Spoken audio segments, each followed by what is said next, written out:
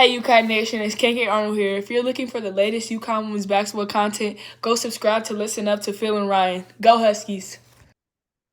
Phil and Rye, not Rye. I promise, guys, we're not doing this on purpose. The last episode I missed. Now Ryan's missing. Ryan, wherever you are, I miss you. Get back quick for that next game recap. Let me tell you, it's been a long time since Ryan has not been beside of me, but I promise you I will do my best to get him back for that next game recap. I know he'll be back.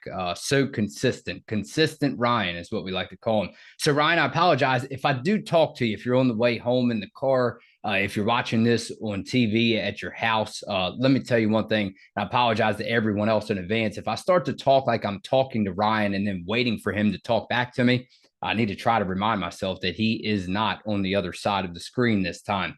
All right, Ryan, you can still talk if you want to, Ryan. I just won't be able to hear you. All right, let's go ahead and get started on the game recap on Listen Up. We appreciate everyone. Make sure you subscribe to the channel, like the video, comment away, because, hey, this was a happy Sunday. Let me tell you, final score 78-63. Connecticut all over St. John's Red Storm. Something about St. John's nowadays coming to UConn. They really get under the skin of Gino Auriemma and company. Not only that, they play tough. They've played tough physical basketball. Hats off to St. John's on a great game as UConn hosted the Red Storm in the pink game today. This was game 23 of the regular season. Let's jump out to the first quarter. St. John started the scoring. KK Arnold answered right back with a bucket of her own. Hats off again to Arnold and Shade, respectively, for their consistency in their freshman years. All the freshmen are doing well in the country, but specifically UConn. But let me tell you, man, Shade and Arnold, they're in an elite class of their own when you talk about freshmen in the country this year. Let's go over to Bueckers, continued her strong play. Paige Bueckers of the 23-24 campaign, driving hard to the basket early in the first, drawing fouls. Huskies started off fast but cooled off due to UConn players missing shots, and that made the momentum swing into St. John's favor as they controlled the pace of the game for a short period of time. Moving down to the second quarter, it was 21-20 UConn. St. John's cut the lead to 1. And the Red Storm turned it up in the second quarter, 27-20 UConn second quarter. They matched their biggest lead of the day, the Huskies, that is, Edwards and Bueckers.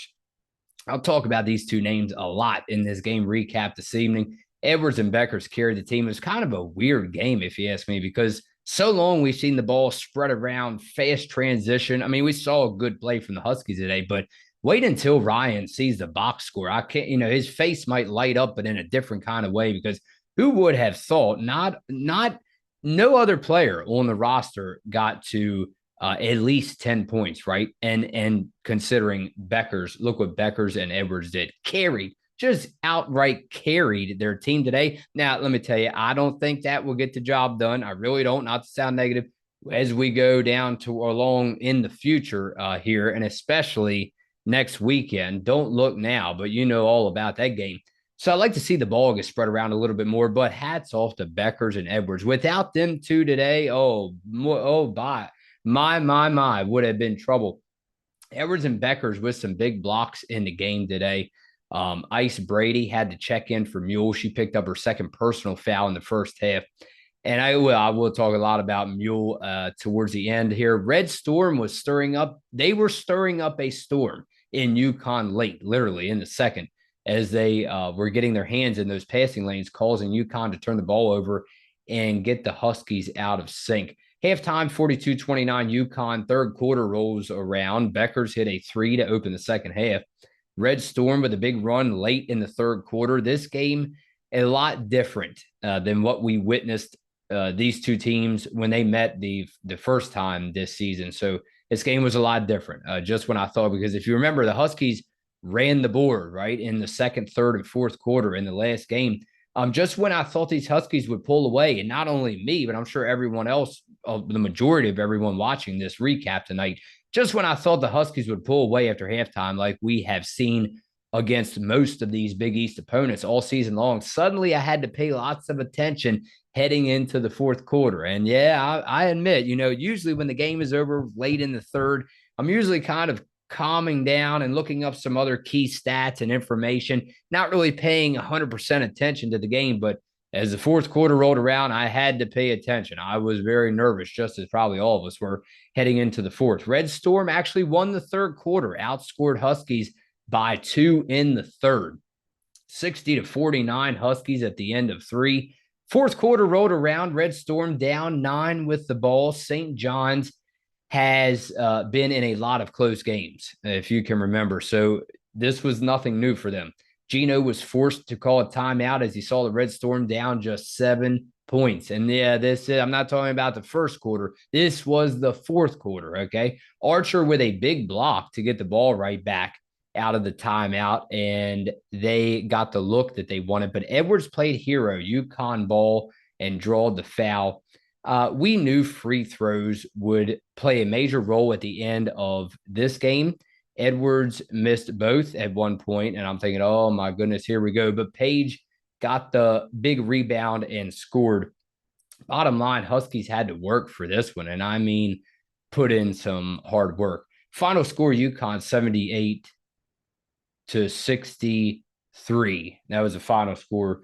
UConn 78-63 won the ball game. Edwards post-game press conference, she was in there, and she mentioned they, talking about St. John's, changed up their defense a little.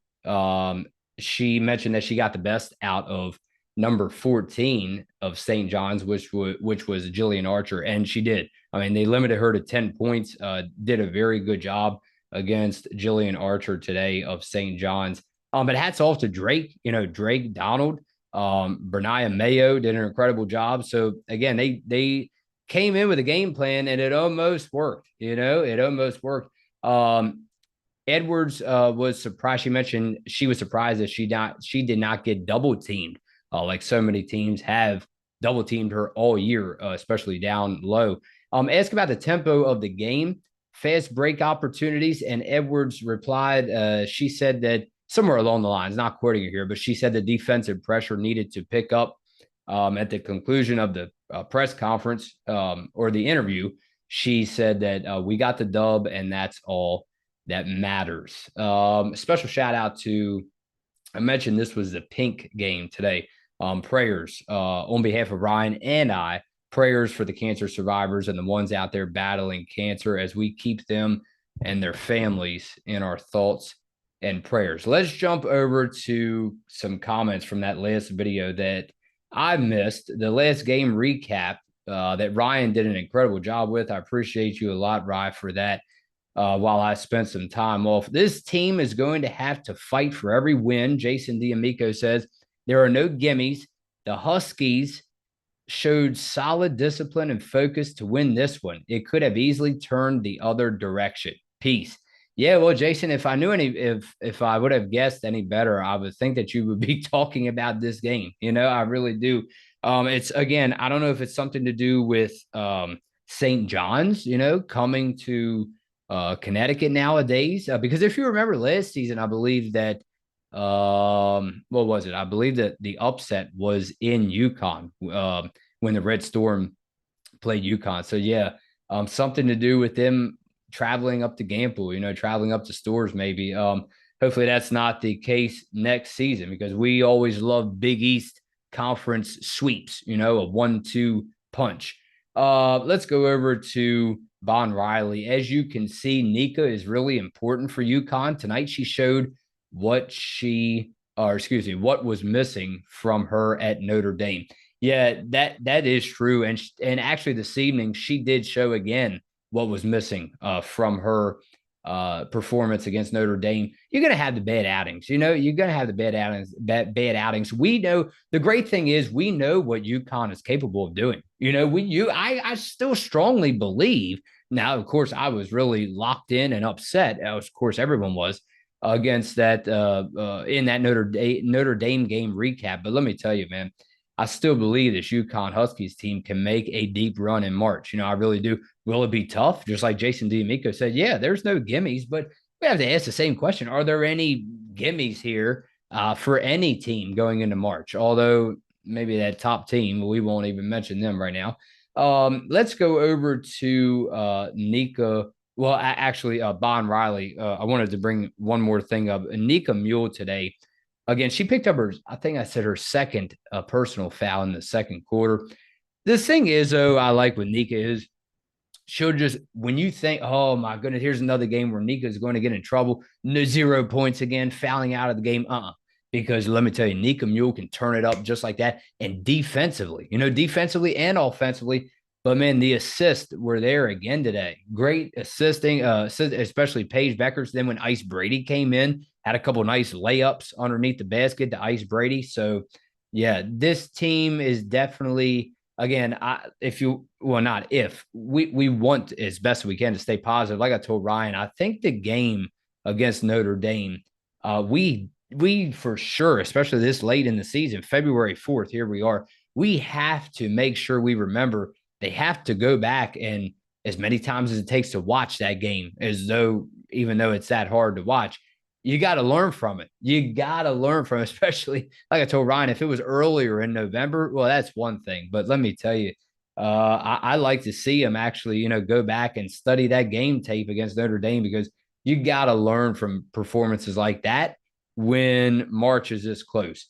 Let's go to one more here. We appreciate everyone that came through. Lindsey Matthews, UConn has the toughest schedule possible.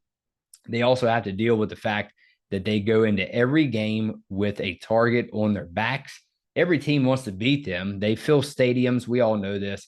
Given the amount of pressure on them, not to mention their studies, I think they do an amazing job. Yeah, well, that is true. And again, how guilty am I to say Aaliyah Edwards was not performing to, I guess, I don't know, to my expectations this year, or because she has really turned it up since I made that statement, and I am very grateful for it. Yeah, sometimes, like Michaela told me one time, you're not going to, even though you don't score the most points, sometimes you still have a great night in basketball. I have to remember that. Defensively, on the defensive side of the ball, might be doing all for getting a lot of offensive boards. It's just the way it is. You're not going to score 30, 40 points every night. But yeah, Lindsey Matthews has a great point. Again, we know that all teams are out to beat UConn. We get it. But isn't that the case in March that every team is out to beat every team because we know what the goal is? So that's it. Edwards, again, congratulations, Aaliyah Edwards, man. Edwards powers Huskies. Aaliyah Edwards drops career high 33 points, 13 rebounds in number 11 UConn's 78-63 win over St. John's. And let me tell you, if that's any hint of what we're going to get down the stretch, especially next weekend, and then just in the month of March, let me tell you, if Edwards' time to shine is now, bring it on, because I know Ryan, that'll make Ryan smile. That will make everyone smile. Especially, it's almost like a Paige Bueckers, AZ Fudd kind of reaction, or a kind of course, AZ Fudd out for the year, but it's almost like a 1-2 punch like Ryan and I envisioned all along with Bueckers, Fudd, just nonstop every game, right? So now if you had Paige Bueckers turning it up, Aaliyah Edwards turning it up, trying to get in that groove here, and on the scoring side of the ball, again, they're great defensively, but if you have them on the scoring side, putting up 20, 30, 40, oh my goodness, what a time to be alive. Phil and Rye on Listen Up.